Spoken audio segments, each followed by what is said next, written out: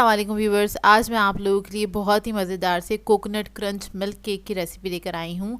और ये बहुत ही आसानी से तैयार हो जाता है। मिल्क केक तो वैसे भी बहुत जल्दी तैयार हो जाते हैं। आप इसको पार्टीज़ वगैरह में बना सकते हैं, डिनर्स पे बना सकते हैं।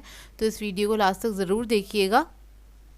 अगर आप मेरे चैनल पर नए हैं तो मेरे चैनल को सब्सक्राइब करें, साथ साथ ऑल नोटिफिकेशन को क्लिक करें। इससे आने वाली मेरी हर नई वीडियो की नोटिफिकेशन आपको सबसे पहले मिलेगी। वीडियो अच्छी लगे तो लाइक एंड शेयर करना ना भूलें। तो चलिए आइए रेसिपी स्टार्ट करते हैं। इसके लिए मैंने लिए हैं 3 अदद अंडे जो कि रूम टेम्परेचर पे होने चाहिए। और इसमें मैं शुगर ऐड करूँगी तकरीबन 75 ग्राम्स के बराबर। और आप लोगों ने लेनी है आधा कप में से 1 टेबलस्पून को माइनस कर दीजिएगा तो आपके पास 75 ग्राम शुगर आ जाएगी। और इसको आप लोगों ने बीट कर लेना अच्छी तरीके से। मैंने पिसी हुई चीनी ली है, इसमें आप साबुत चीनी भी ऐड कर सकते हैं। अगर आप साबुत चीनी लें तो इसको लो स्पीड पे आपने बीट करना है। फॉर्मिंग होने तक हम इसको बीट करते रहेंगे। इसके अंदर वनीला एसेंस ऐड कर दिया है मैंने। 2 से 3 मिनट में ही बहुत अच्छा सा क्या कहते हैं बीट हो जाता है मिक्सचर सारा इसका। और ये रेडी हो गया है। ब्लेड्स हटा देंगे। अब इसके अंदर हमें मैदा ऐड करना है 75 ग्राम्स के बराबर, आधा कप मैदा है। और इसके अंदर मैंने half tea spoon baking powder भी ऐड कर दिया। इसको मिक्स कर लेंगे अच्छी तरीके से बेकिंग पाउडर को। और उसके बाद हमने ये अंडों के अंदर मैदा ऐड कर देना है। आधा मैदा ऐड करा है और इसको हम फोल्ड कर लेंगे स्पैचुला की मदद से। हल्के हाथ से आपने इसको फोल्ड कर लेना है। जब ये अच्छे से मिक्स हो जाएगा तो दोबारा जो मैदा बचा हुआ है हमारे पास वो भी सारा हम इसके अंदर ऐड कर देंगे। और इसको भी हम मिक्स कर लेंगे अच्छी तरीके से। और जब ये मिक्स हो जाएगा तब हम इसके अंदर ऑयल ऐड करेंगे 1/4 कप के बराबर। ऑयल की जगह आप लोग बटर भी ऐड कर सकते हैं, लेकिन मेल्ट करके ऐड कीजिएगा। इसको भी मिक्स करेंगे अच्छी तरीके से, अच्छे से फोल्ड कर लेंगे। तो देखिए रेडी हो गया है। और इधर मैंने एक मोल्ड ले लिया है, 7 बाय 12 इंच का मोल्ड है ये।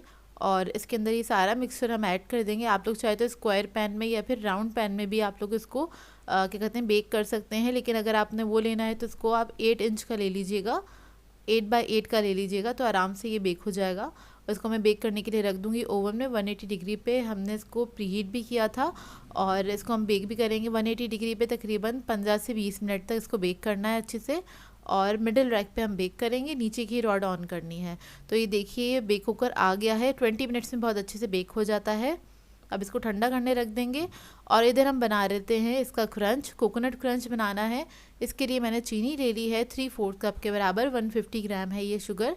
और इसको मैं पैन में इस तरह से फैला के डाल दूँगी। और इसके अंदर हम पानी ऐड करेंगे, तकरीबन 2 टेबलस्पून के बराबर पानी ऐड किया है। और पानी को भी हम इस तरह से फैला के डाल देंगे। इससे क्या होता है चीनी आपकी जलती नहीं है और अच्छे से इवनली मेल्ट होती है। तो देखिए अब इसको हम पकने देंगे, लो मीडियम फ्लेम पे पकने देंगे। और जब ये थोड़ी सी मेल्ट होने लगेगी तो एक बार मिक्स कर लें इसको, ताकि इवनली मेल्ट हो जो शुगर है हमारी। और इधर मैंने एक मोल्ड ले लिया है और इसको उल्टा करके ग्रीस कर लिया था पहले से ही। तो देखें कैरमल होना स्टार्ट हो गया। जब ये स्टार्ट हो जाए कलर होना तो आपने फ्लेम बहुत स्लो कर देनी है, क्योंकि बहुत जल्दी से ये जल जाती है शुगर, इस वजह से। और ये कोकोनट ले लिया मैंने 1 कप के बराबर, डेसिकेटेड कोकोनट है। तो ये देखिए जब अच्छा डार्क कलर हो जाएगा और ये तकरीबन 2 तार का शीरा बन जाए, उसके बाद हमने इसके अंदर ऐड करना है 1/4 teaspoon baking soda. Baking soda add करके इसको जल्दी से मिक्स करेंगे और फ्लेम ऑफ करके हमने कोकोनट ऐड कर देना है।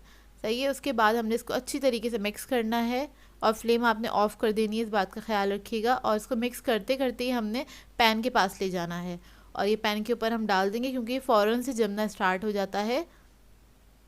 इस पर डाल के आपने हल्का सा फैला देना, बहुत ज़्यादा फैलाने की ज़रूरत नहीं है, क्योंकि बाद में हमने इसको मतलब चूरा चूरा कर देना है, तोड़ देना है। और इसको हम ठंडा करने के लिए रख देंगे।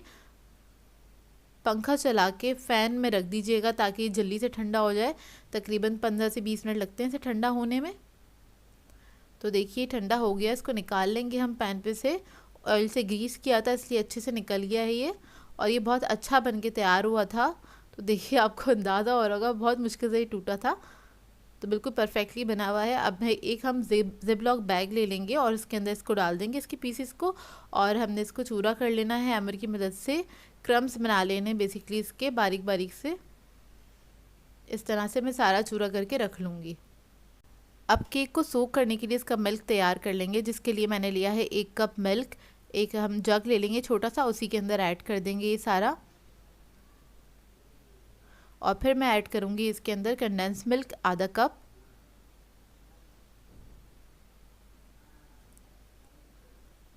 कंडेंस मिल्क ऐड करने के बाद इसके अंदर हम ऐड करेंगे कोकोनट मिल्क पाउडर। ये इजीली मार्केट से मिल जाता है, 3 टेबलस्पून के बराबर लिया है ये मैंने। ये ऐड कर देंगे इसके अंदर। और फिर मैं ऐड करूँगी क्रीम। तो कोई भी पैकेट वाली जो क्रीम होती है वो ले लीजिएगा, आधा कप इसके अंदर हम ऐड कर देंगे और इसको मिक्स करेंगे अच्छी तरीके से।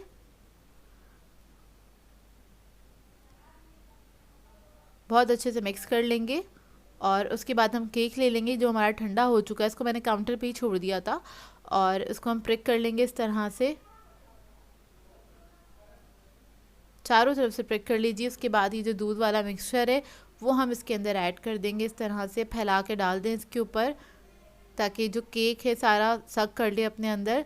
इससे फ्लेवर बहुत अच्छा आता है केक का और बहुत मज़ेदार हो जाता है। जो स्पंज होता है बहुत अच्छे से मज़ेदार हो जाता है।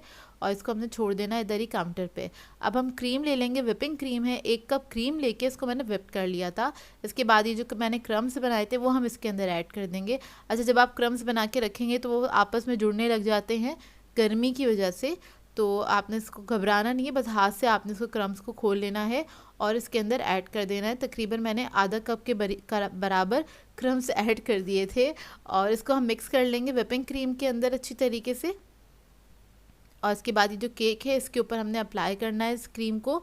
तो क्रीम को मैं जगह जगह इस तरह से डाल दूँगी ताकि उसको फैलाने में आसानी हो। देखिए इस तरह से हमने डाल देना है। इसके बाद पैलेट नाइफ़ की मदद से हम इसको इवनली स्प्रेड कर देंगे, अच्छी तरीके से स्प्रेड कर दें। बहुत ही मज़ेदार बनता है ये केक और आप लोग ज़रूर ट्राई कीजिएगा और मुझे इसका फ़ीडबैक दीजिएगा। बहुत आसान भी है और जल्दी बनने वाली रेसिपी है। अचानक से आपके घर मेहमान आ जाए आप तब भी बना सकते हैं। मुश्किल से इसको बनाने में आधा घंटा लगता है, ज़्यादा टाइम नहीं लगता।